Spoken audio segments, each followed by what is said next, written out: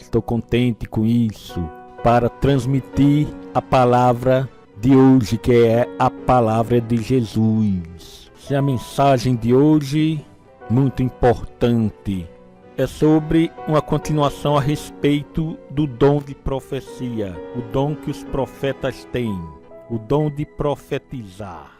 E hoje vamos falar de uma mensageira especial, chamada Ellen White. Vamos falar muito sobre isso hoje. Já ouviram falar de Ellen White? Foi uma das fundadoras da Igreja Adventista do Sétimo Dia. Essa mulher que nasceu em 26 de novembro de 1827 nos Estados Unidos. Aos 9 anos foi atingida por uma pedra lançada por uma colega de escola. Acidente este que quase lhe custou a vida. Durante 3 semanas permaneceu inconsciente e por fim teve que abandonar os estudos por causa da agressão, porque isso deixou sequelas nela, né? Deixou ela impotente para estudar. Quer dizer, a vida dela foi sofrida. Aos 14 anos de idade, foi batizada e se tornou membro da Igreja Metodista. E assistiu várias reuniões com os Milleritas em Portland, em 1842. Milleritas porque são seguidores de Guilherme Miller. E aceitou plenamente os ensinamentos apresentados e, por isso, foi desligada da Igreja Metodista, porque Guilherme Miller, ele pregou que Jesus Cristo viria em 1844.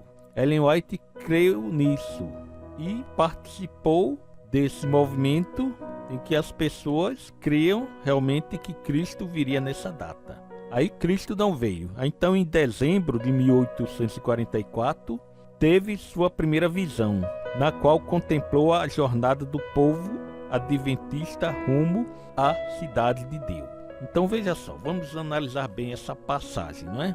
Ela cria que Cristo viria em 1844. Não veio. Ela teve um grande desapontamento, não só ela, como muita gente que cria nesta data. Muita gente abandonou tudo só para pregar o evangelho, dizendo Cristo vai vir esse ano. Mas Cristo não veio. Ficou desapontada, chorou muito. Mas depois ela recebeu a visão de Deus sobre isso, a sua primeira visão. Mais tarde, casou-se com o jovem pregador Tiago White, tornando assim Ellen White, Ellen Golden White. Dessa reunião nasceram 4 filhos. Tiago White faleceu em 1881. O casal aceitou a verdade do sábado depois de estudarem um tratado intitulado O Sábado do Sétimo Dia, um sinal perpétuo. Logo a seguir, em abril de 1847, ela teve uma visão na qual apareceria a lei de Deus com uma luz incidindo sobre o 4º mandamento, que é sobre o sábado, não é? Vocês sabem que o 4º mandamento é o sábado. No catecismo não tem o nome sábado, tem o domingo. Mas a gente analisa essa história depois. Mas vamos continuar com essa biografia. Ela recebeu visões e foi submetida a vários testes bíblicos sobre a autenticidade de um profeta. E foi aprovada em todos eles. Porque, veja, tá certo que tem muita gente, principalmente da ala pentecostal, que eles dizem que tem visão, né? Que tem sonhos e Deus se revela em sonho e etc. Quer dizer, ela não é a única pessoa que dizia que tinha visão e sonho. Mas como acreditar nisso? Porque, veja, dizer que tem visão é fácil, né? Dizer que sonhou e Deus revelou no sonho é fácil. Agora, fazer profecia e se cumprir é outra história. Mas é o que vamos analisar hoje, as profecias de Ellen White. Ela sempre confessou que Jesus Cristo veio em carne. Ela viveu e ensinou de acordo com a palavra de Deus. Um profeta de Deus é assim, só prega o que está na palavra. Então, ela, quando foi chamada a ser profetisa, ela não pregou nada fora da palavra de Deus.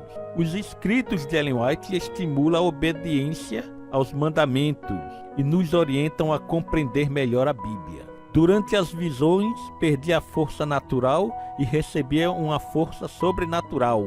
Mantinha os olhos abertos e não respirava. Em certa ocasião, ela segurou uma Bíblia de 8 quilos por meia hora, com o braço estendido à altura do ombro de uma mulher pegando uma Bíblia de 8 quilos e levantar com o braço. Isso é uma coisa extraordinária. Mas vamos ver mais um pouco sobre a vida dela, né?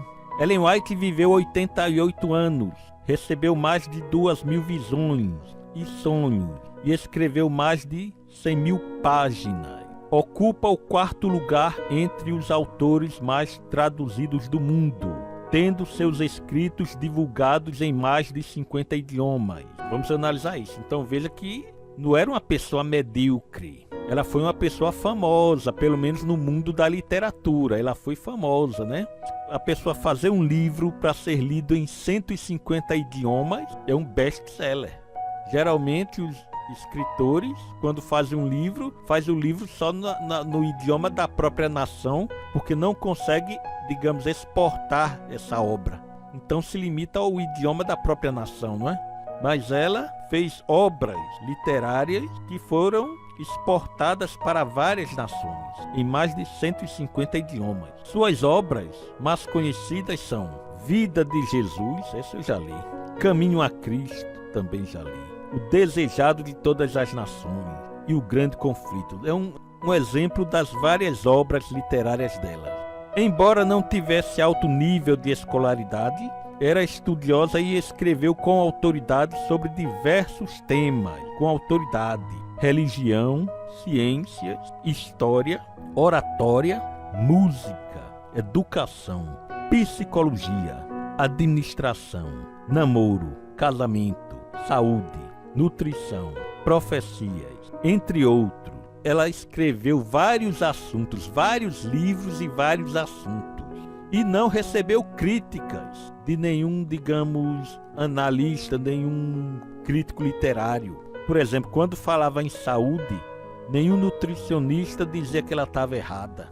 Nenhum nutricionista para dizer que se contradiz com os princípios da ciência, né? Falou em nutrição, de profecias, psicologia.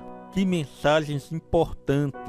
Quer dizer, enquanto ela estava viva, ela fez muitas obras que ajudou a sociedade a progredir. Um verdadeiro servo de Deus é o seguinte: só faz coisas que levam ao progresso da humanidade. Seu único propósito foi levar o leitor a sentir profundo amor por Cristo, compreender sua palavra e viver em santificação. Quer dizer, ela exaltava muito a palavra de Deus. Ela escreveu: tomo a Bíblia tal como ela é, como a palavra inspirada. Continua, né? Ela falando: irmãos, nenhuma mente ou mão se empenhe em criticar a Bíblia. Apegai-vos à Bíblia, tal como ela reza. Está lá no livro dela, Mensagens Escolhidas, volume 1, página 17. Isso é uma das muitas passagens em que ela exalta a Bíblia. Ela fala mais da Bíblia do que das publicações dela. O Senhor deu uma luz menor, os escritos de Ellen White, é uma luz menor para guiar homens e mulheres à luz maior. Quer dizer, ela nunca disse que ela está no nível da Bíblia, que seus escritos estão no livro da Bíblia. Ela disse, os escritos dela é uma luz menor para guiar homens à luz maior que a Bíblia. E em 2 Crônicas 20:20 diz: crede no Senhor vosso Deus e estareis seguro. Crede nos seus profetas e prosperareis. Uma das outras evidências de que mostra que Ellen White não era uma mulher medíocre enquanto viveu, veja como Deus transforma a vida de pessoas, não é?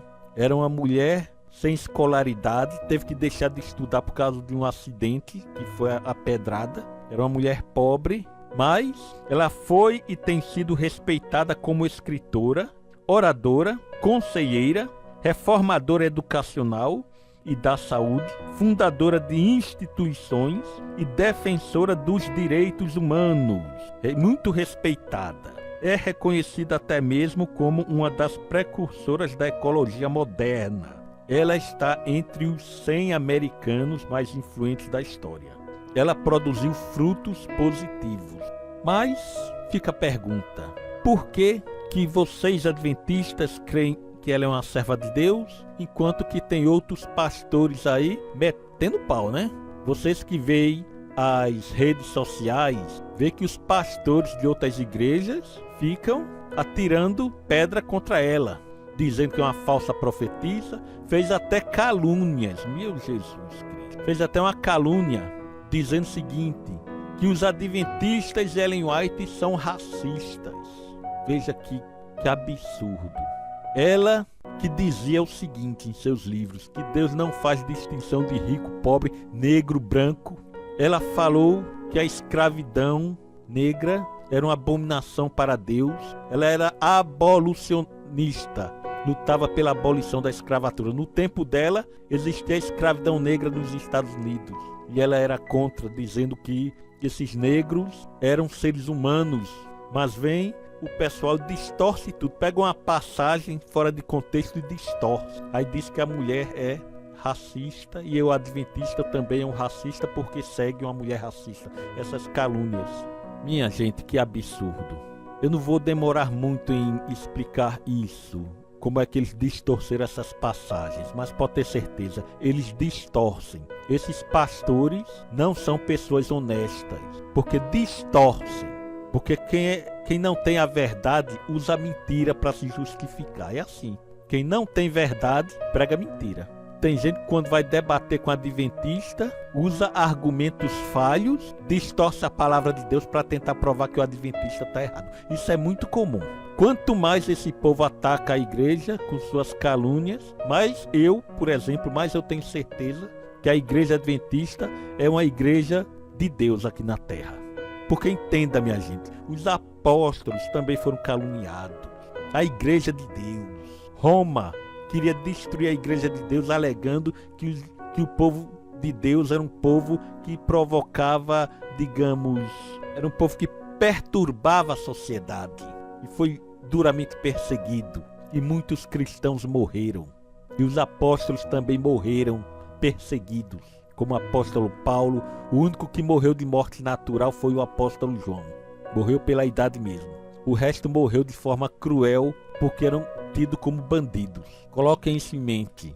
Pode ter certeza, você que quer ser servo de Deus fiel, você vai ser perseguido. É o que a Bíblia diz. Todo aquele que quiser fazer a vontade de Deus vai ser perseguido, vai ser caluniado. Primeiro vão procurar defeito em você. Aí não vai achar defeito, aí vai procurar caluniá-lo. Outra mentira que falam de Ellen White é sobre isso que eu vou esclarecer, dizendo, o povo diz que as profecias de Ellen White não se cumprem. Já ouviram essa calúnia nas redes sociais? Ellen White é uma falsa profetisa porque as profecias não se cumprem. Eu vou mostrar algumas profecias dela que se cumpriram, tá? Eu quero deixar bem claro, mais de 90% das profecias dela já se cumpriram. Eu vou mostrar apenas algumas que se cumpriram. Por exemplo, as águas do mar, ela falou que no final dos tempos, as águas do mar e do oceano iriam invadir as cidades litorâneas. Ela falou também que no fim dos tempos, as queimadas serão cada vez mais intensas. Outra profecia, a terceira, viu? As geleiras do Polo Norte e Sul se derreterão. Veja, no tempo dela não existia o termo assim, camada de ozônio. Não existia o termo buraco na camada de ozônio ou aquecimento global, derretimento das geleiras. Não existia esses termos. E ela profetizou essas coisas, né? Que as geleiras do Polo Norte e Sul iriam se derreter. Não é isso que estão pregando os cientistas? Já estão se derretendo, é o que os cientistas dizem, né? As queimadas serão cada vez mais intensas. Por quê? Tem algo a ver com esse efeito estufa, porque a coisa que mais cria queimadas nas florestas é o clima quente demais, que faz com que as árvores sequem, e uma árvore seca, ela pega fogo com mais facilidade, e vocês têm visto isso aí, essas queimadas cada vez mais intensas. Um dia desse, numa festa de Hollywood, uma certa dona, né, zombou de Deus, eu não sei se estão lembrados. Disse uma piada dizendo que Deus está fora dessa festa nossa aqui. Deus está fora. Então foi permitido que houvesse uma queimada lá em Hollywood, que destruiu muitas casas. Hollywood, para quem não sabe, né, não é uma cidade não. Eu pensei que era uma cidade. Hollywood é um distrito de Los Angeles. Então muitos milionários perderam suas mansões, porque as queimadas invadiram as mansões de várias casas. Ellen White também profetizou a respeito do grande terremoto de São Francisco e Oakland. Ela profetizou isso. Ela disse que vai haver uma calamidade terrível em São Francisco e Oakland, que é uma cidade perto de São Francisco.